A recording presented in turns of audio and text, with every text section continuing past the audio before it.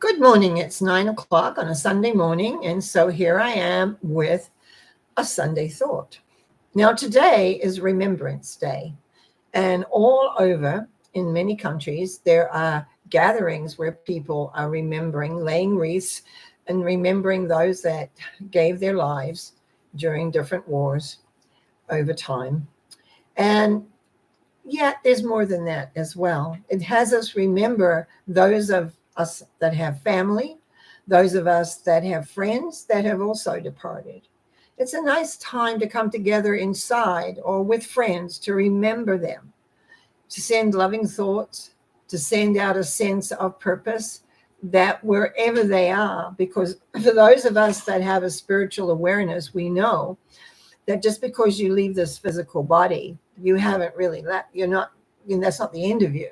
And I know a lot of people think that, but in my experience, that's not true. So it's like sending out loving thoughts to wherever the soul is. Maybe it's reincarnated, maybe it's gone on to another whole dimension. We don't really know but we can still send loving thoughts. We can still remember the beauty of them, the fun, the good parts that played. And so that we have a time. I was, interestingly enough, in the last few weeks, twice I've had people talk to me about dying. One saying they wanted to die and one saying they didn't want to die. But at the same point, what I talk a lot about is the death and dying element. And I think it's a good time to just maybe touch on it at this point. One of the things I said was to these two people was the major thing is when it comes that time, that any guilt or any regret that you have within your system is that you let that go. Come to terms with it, release it, let it go so it's not there, because that's what hinders the transition often. The second thing is to recognize that somebody that you know or a being of light, and a light in particular, comes for you. Unless you get all caught up in having to leave and, all that sadness, like, oh, I don't want to leave. Wow, oh my goodness. And you get uptight.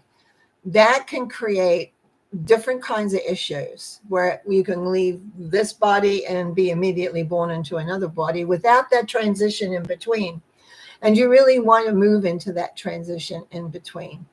So it's a time of thinking about those that have departed, those that have gone on, those that have, what would we say, had an impact on our lives one way or another. And I know I was sitting thinking on my family of those that have gone on, those that have been close family members, those that have been maybe a little away, like my sister, who is long gone as well. But it's like several of her children, she had a big family, have gone. And it's an interesting element to become aware and to give thoughts. So let's talk about thought for a minute. A lot of people forget and don't always realize that the power of the thought or power of your thinking, what you put out, we used to say what you put out comes back. But it's more than that. It's like if you're an optimist, and I've been known to not always be the optimist, but I'm pretty optimistic, is that what happens is you always will feel that no matter what, you work it through. I also learned that when you have a thought that's really clear, then you're able to create much easier. And surprise, surprise, often something that you want, where it comes from. I've had what I call miracles happen in my life out of nowhere, unexpected, because I needed something. I needed one time. Sorry, I'm kind of going over my words here, but there have been times in my life when I've kind of ended into a sort of, you say, a full stop. Things just haven't been working. And so I usually at that point sit down and say, okay, show me the way.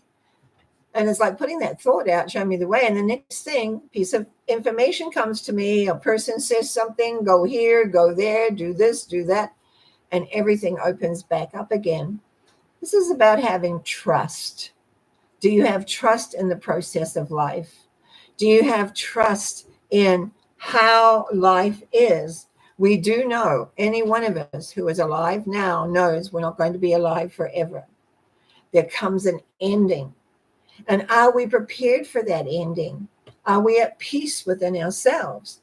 Have we made, you might say, our forgiveness work? As far as I'm concerned, the forgiveness work is huge.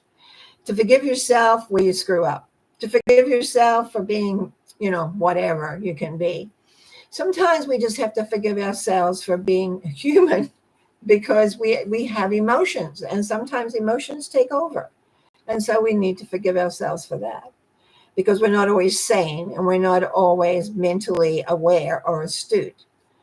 There is a process in life. Now, things change as you get older.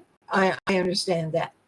When I look back in my 30s and my 40s and my 50s and 60s, even into my 70s, there were transitional time periods. And I still think one of the best books I ever read about that was Gail Cheney's book, looking at the different age groups. I found a lot of information in there, because we transition from one aspect to another aspect. And along the way, thinking and talking about remembrance today, people leave. Some leave early and young, which is very sad. Some people are very old and have lived a long time. And we tend to think that that's probably an appropriate way.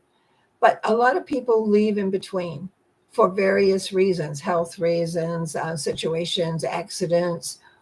We do not know, even though palmists can look at your hand and see the lines in your hand and tell you if you have a long life or short life. And actually, I can say a good friend of mine had a very short lifeline, and he had you could say an opportunity where he could have died right when this palm said so, but he didn't. And so he has continued on. I've had several palmists talk about a time period in my life when it would be, and it was what about now actually, where there was a little bit of touch and go, but the line continues. And so once I get through this, I'll probably be around for a lot longer. So there's lots to think about, but I'm just asking, spend a little moment or a minute or two or more thinking about people that have touched your lives that are no longer here. Send them love. Send them a nice, supportive, loving thought for whatever they did for you, whether it was a kind word, whether it was an action, whether they're a family member that you enjoyed, and all the things that go. It doesn't take too long to spend a few minutes remembering and giving thanks. I'm a big believer in giving thanks. I'm a big believer in acknowledging that, and we call it gratitude. Be grateful for those that have been in your life. Be grateful for those that have touched your life and added something, even if it was sadness through their leaving. Because there are souls, and souls are here for various reasons that we may know nothing about. We do not always know our own soul purpose, never mind other people's purpose. Or we can be as grateful and happy that our lives touched each other at a certain time. And in that, there was growth and understanding and awareness. And then you're able to say, thank you for being in my life for that short period of time. Thank you for being who you are. And that gratitude goes through the ethers and will reach their soul level wherever they are. If they're back into human form, if they've gone on to another reality, doesn't matter, because thought is perpetual. Thought will go out and will reach those people that you have in your mind. So Remembrance Day, remember, and remember yourself. Remember to love you. Remember to love you, that you're loved, and that is important. And so that's my talk for today. And I'll see you tomorrow night at, what time do we start? 7:00 tomorrow night for mental mind treatments. So thank you. Bye now.